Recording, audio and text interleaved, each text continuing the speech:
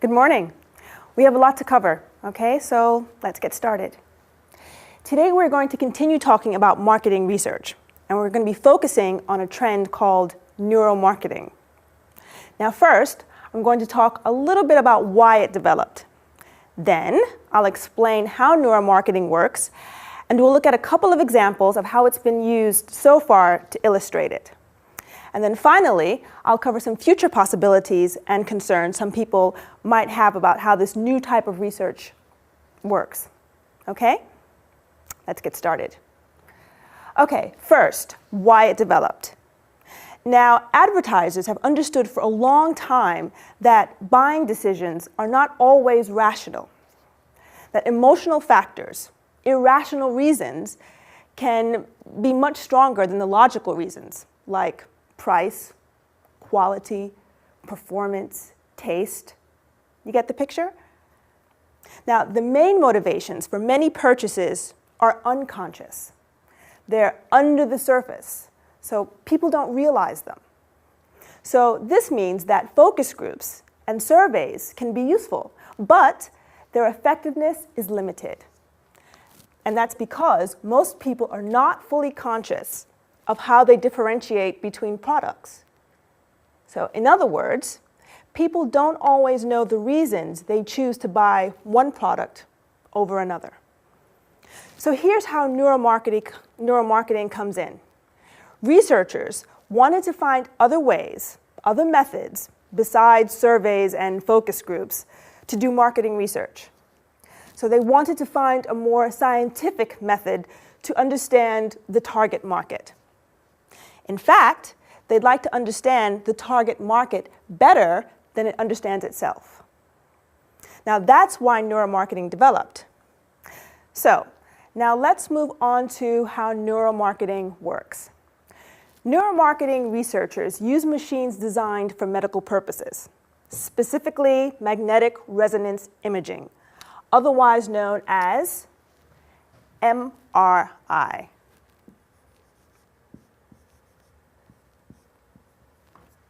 Okay? And this medical technology can take pictures of brain activity. But marketers are using it to find out how people are thinking. How they process information about products, brands, and of course, advertising. So here's how it works. While a test subject is connected to the MRI machine, researchers might show him a picture, maybe of a person like Arnold Schwarzenegger, or an activity like rock climbing. Or they might show him a new TV commercial they've created. At the same time, the researchers are looking at a picture of the person's brain, at the activity going on inside the brain as the person looks at the image.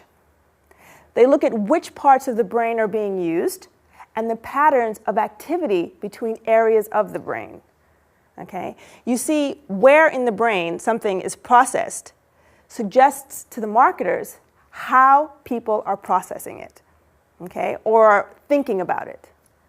And this is because the brain uses different areas to do different things. And researchers now know a lot about where different functions of the brain are located. So, do you understand? Different areas of activity in the brain can suggest to researchers if a person is responding positively or negatively to something, and how strongly. Interesting, huh? Now, let me give you a couple of examples that illustrate how it works. A 2004 study at Baylor College of Medicine tested people's responses to the taste of two different colas.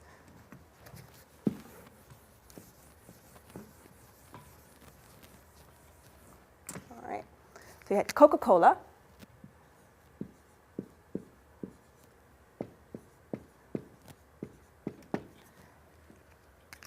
and Pepsi. And they found that during the blind tastings,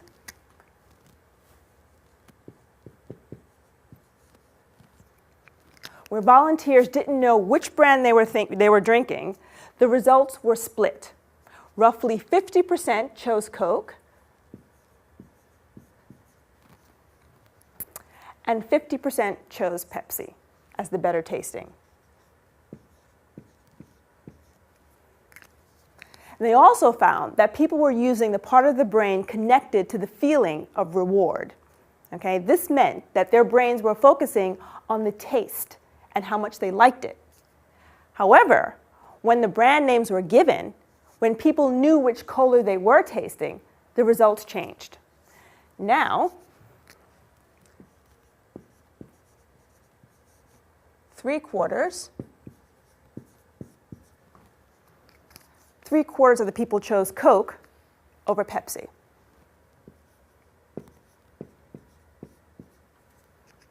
So only a quarter, or 25%, chose Pepsi. They also found people were using a different part of their brain than before. They were using a part that's more closely connected to personality and self-image. Now, this suggests that the image of the brand, what people associate with the brand, was responsible for the Coke preference.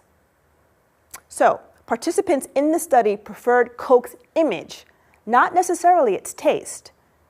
And this is important because this image preference translates into sales. Coke is the market leader in colas.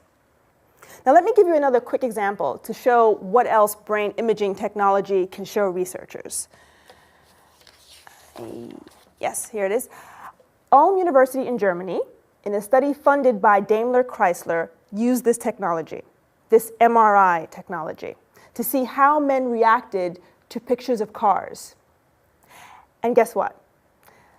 They found that men use the back of the brain, a part of the brain used to recognize faces.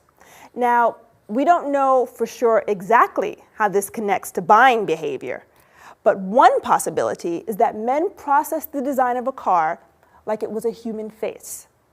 So this may cause them to prefer a car that has a face that is appealing. Make sense to you? Makes sense to me. Now, these are interesting studies, but you know, the brain is a very complicated organ. And we may be able to see a reaction in the brain, but we still don't know exactly what people are thinking or how a particular brain reaction relates or connects to buying behavior. So, that said, what about future possibilities? Well, we may not be there yet, but in the future, researchers hope to be able to accurately and precisely read pictures of brain activity to understand human, consumer feelings and attitudes, and predict behavior, consumer behavior. Neuromarketing could be a very effective marketing research tool for the future. Okay? It could help companies understand the target market's preference and needs. So that's the potential benefit. It can help companies predict consumers' needs and desires. Now, of course, trying to find out more about the target market, well, that's nothing new. But neuromarketing could one day be a much more powerful, more effective method than using focus groups and survey research. And that's what the concerns focus on. Some people are concerned about the possible abuse of this tool. It could be used to do more than meet consumers' needs.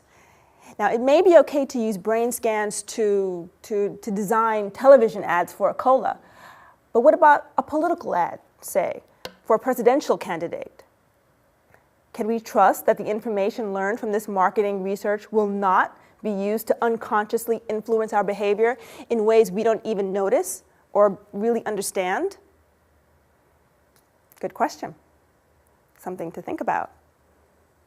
Okay, now that we've had an introduction to the ideas and issues connected to neuromarketing, I'd like to break you into small groups to discuss the study questions for this chapter of your textbooks. Okay?